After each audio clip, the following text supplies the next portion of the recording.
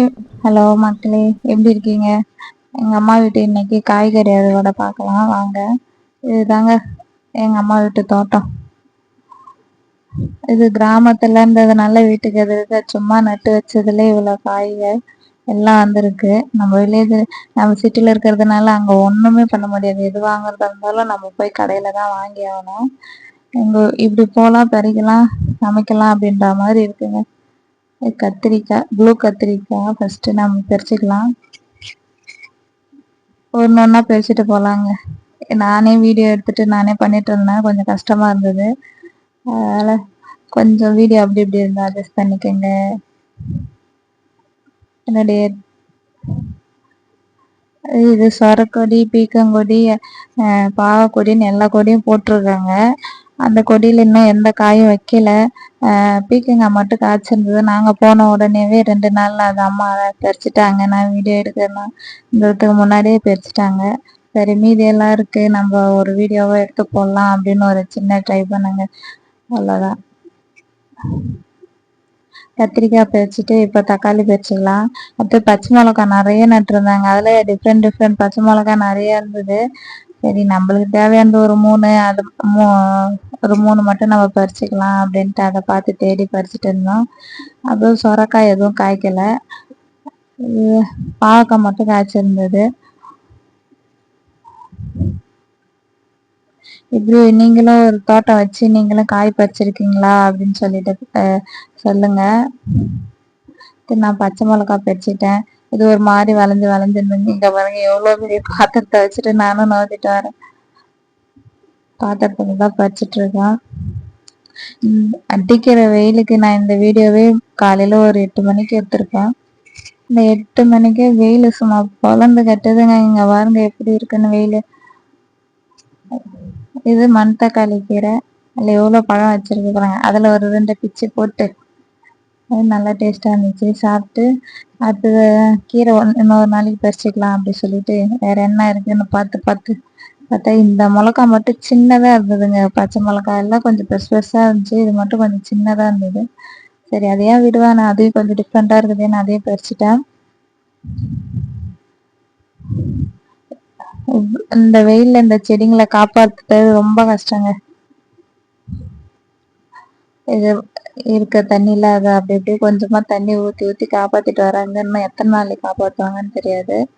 நாங்கள் பாவக்காயும் பறிச்சுட்டு அதுல ஒண்ணு விதைக்கு விட்டுருந்தாங்க. இன்னும் உள்ளெல்லாம் இருக்குன்னாங்க. நான் உள்ளெல்லாம் போய் பார்க்கல. வெளியில இருந்த 2 காய் மட்டும் பறிச்சு எடுத்துட்டு வந்துட்டேங்க.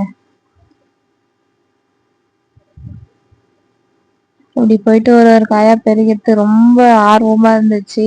என்னென்ன காய் இருக்கு, எங்க இருக்குன்னு தேடி தேடி அடுத்தது வாங்க எங்க தேடலாம். இங்க என்ன இருக்கு, அதான் அந்த பழத்து காய் இருக்கு. இது கத்திரிக்காய் பறிக்கிறேங்க. இந்த கத்திரி செடி வச்சு 1 வருஷத்துக்கு மேல ஆகுது. அது விடாத காய்ச்சிட்டு இருக்கு. அதுல ஒரு 3 காய் கிடைச்சிச்சு. அப்பாங்க, இது ஒரு டிஃப்ரெண்டா சுருண்டு சுருண்டு ஒரு பச்சை மிளகாய் இருந்துச்சு. சரி, அதுவும் டிஃப்ரெண்டா இருக்கேன்னு அதையும் பறிச்சு போட்டு இங்க எல்லாமே கிடைக்குங்க கிராமத்துல. இது ஃபுல்லா காய்ச்சி முடிச்சிருச்சு. இது இப்பதான் நட்டாங்க கத்திரி செடி, அதுவும் காய்ச்சி முடிச்சு அது விதைக்கு விட்டுட்டாங்க பழத்தை. அடுத்தது சுண்டைக்காய் செடி போயிட்டு பார்க்கலாங்க. இதுல கொஞ்சம் முள்ளா இருந்துச்சு. நான் ஒரு பக்கம் வீடியோ எடுத்துட்டு அது பெருக கொஞ்சம் கஷ்டமா இருந்துச்சு. இருந்தாலும் பெருப்போம் பாப்பா அப்படின்னு சொல்லிட்டு பறிக்க ஆரம்பிச்சிட்டேன்.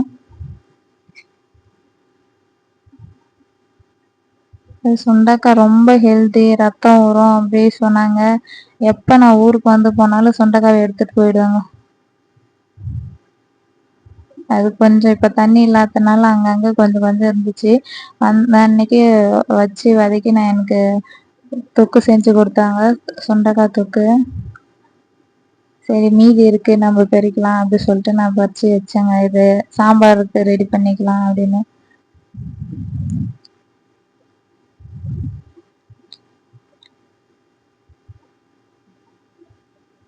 இது கத்திரி செடி மாதிரியே தான் இருக்கும், டிஃப்ரெண்ட் எதுவும் இருக்காது. ஆனால் இது கொஞ்சம் பெருசாக வளருங்க, மரம் மாதிரி வளரும். அதில் சுண்டைக்காய் காய்க்கும். எல்லாம் ஒரே இனம் தான் வரும். அதில் கிடச்சிச்சு. இதை பறிச்சுட்டு வச்சு அடுத்ததாங்க மாதுளை மரம். நான் சின்ன வயசுல இங்க நான் இருக்கும்போது மேரேஜுக்கு முன்னாடி இருக்கும்போது அந்த மரம் நட்டதுங்க. அப்பத்துல இருந்தே ஒரு காய் 2 காய்னு வச்சுட்டே இருக்கோம். நல்லா டேஸ்டா இருக்குங்க வீட்லயே பழுத்தது. அதுல எனக்கு ஒரு 2 காய் கிடைச்சிச்சு. நான் ஊருக்கு போன உடனே ஒரு காய் பறிச்சு அதை சாப்பிட்டோம். இப்ப 2 பழம் கிடைச்சிச்சு. எனக்கு செம்ம டேஸ்டா இருந்துச்சுங்க நான் சாப்பிட்டது. பூவெல்லாம் நான் இன்னும் வீடியோ எடுக்கல. நான் வெறும் காய் மட்டும் தான் எடுத்தேன். இல்லை செம்பருத்தி பூ, கனகாம்பரம் பூ எல்லாமே இருந்துச்சு. எல்லாத்தையும் பறிச்சுட்டு அடுத்தது என்ன இருக்குன்னு பார்த்தா முருங்கை மரம் மறந்துட்டோமோ அப்படின்னு யோசிச்சு சரி போவோம் அதையும் போயிட்டு பறிச்சுட்டு வந்துடலாம் அப்படின்னு சொல்லிட்டு கடை கடை கடைன்னு போயிட்டு வீட்டு பக்கத்துல இருக்கோம் சைட்ல. அது எல்லாமே கீழே தான் இருக்கு பாருங்க. கீழே நின்னே பறிக்கலாம். சரி அதிகமா பறிச்சா வேஸ்ட் ஆயிடும் அப்படின்னு சொல்லிட்டு கீழே இருந்து ஒரு 3 காய் மட்டும் பறிச்சாங்க. ஒரு எங்கேயும் போய் கடையில எதுவும் வாங்க வேணாம். ஒரே வெங்காயம் மட்டும்தான் வாங்கிட்டு வருவாங்க. இதெல்லாம் வச்சு அப்படியே சமாளிச்சுக்கலாங்க.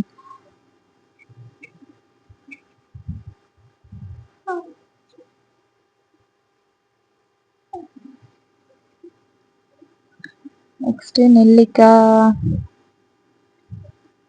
முருங்கை கொஞ்சம் கொடுத்துட்டு அடுத்து நெல்லிக்காய் பறிக்கணும்.